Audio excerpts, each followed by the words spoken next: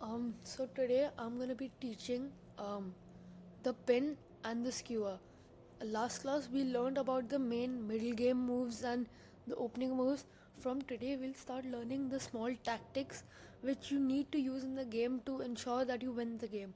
So the first basic tactic is called the pin. Let's see what the pin is. So the pin is when you see this diagonal, the knight is pinned to the king, because if for example we move our bishop here, um, we can see that this diagonal becomes very strong because the knight cannot move because it will attack the king, and that cannot happen in chess.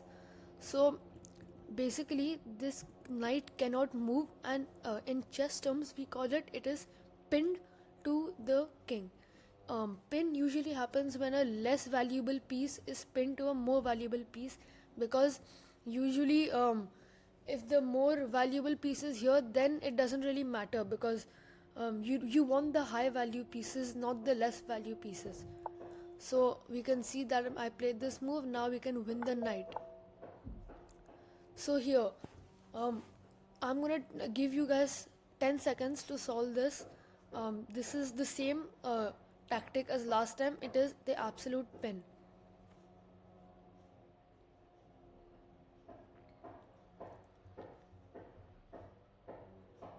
If you want a hint, we can get a hint. We have to move the bishop. So the answer is bishop a3, because the rook, which is 5 points, is pinned to the king, which is unlimited points. So therefore we win the rook this way. Again, now we have a pin again using our bishop. I'm gonna give you guys 10 seconds to solve this.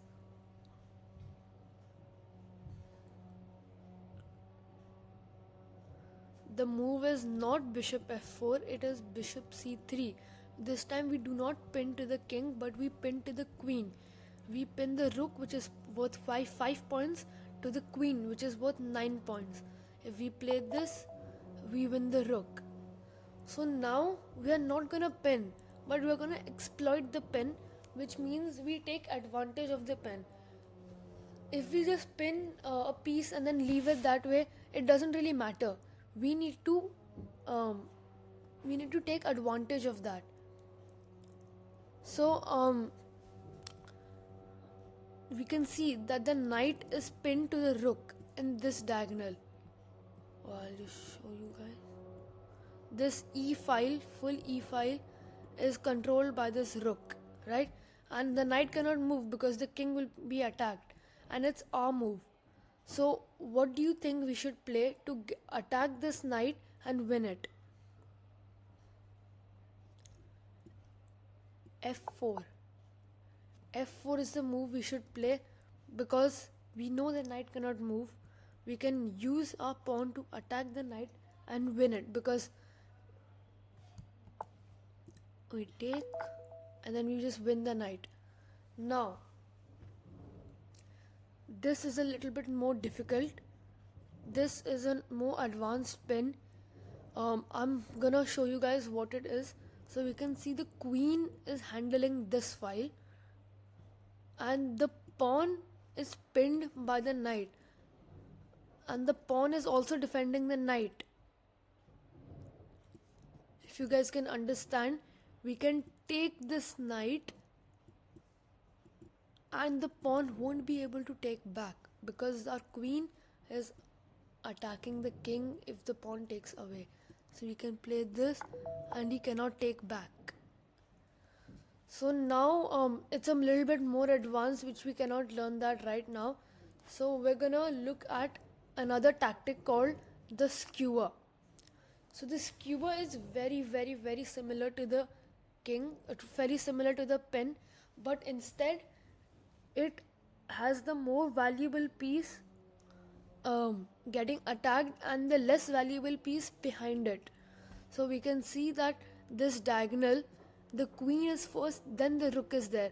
For example, if we move our bishop here, it will attack the queen, and obviously the opponent won't want to lose its queen, so it will move it away and we'll win the rook.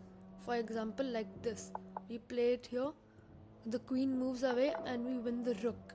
This is absolutely a very important tactic which we need to know. Again, we can see that this queen is in the front and rook is in the back.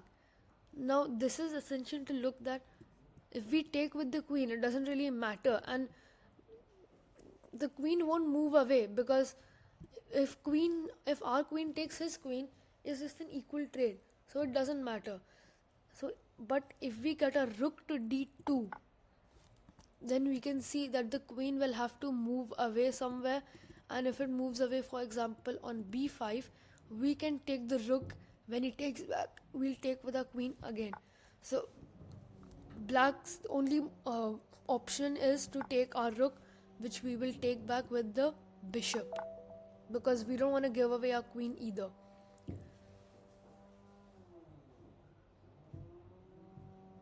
So now I'm gonna give you guys 10, I actually give you guys 30 seconds to solve this.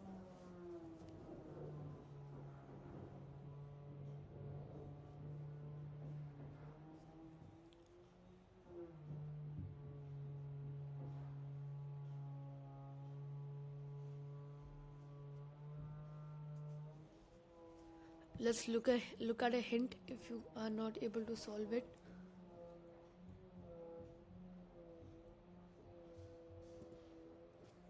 It shows that we take the bishop, because once we take the bishop, we can fork like this.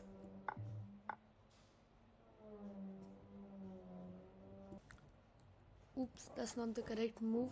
If we go back, we can see that now that our rook has been sacrificed, the queen takes it and we can play bishop c6, and again the concept of the skewer, the more valuable piece moves away and we can take the rook.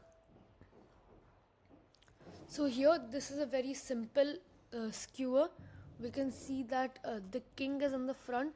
We can move our bishop to d5, and that will skewer the king, and the king obviously has no choice but to move away, and then we win the queen. So I'm gonna give you 30 seconds to solve this. This is a bit more difficult, but I think you guys can get it.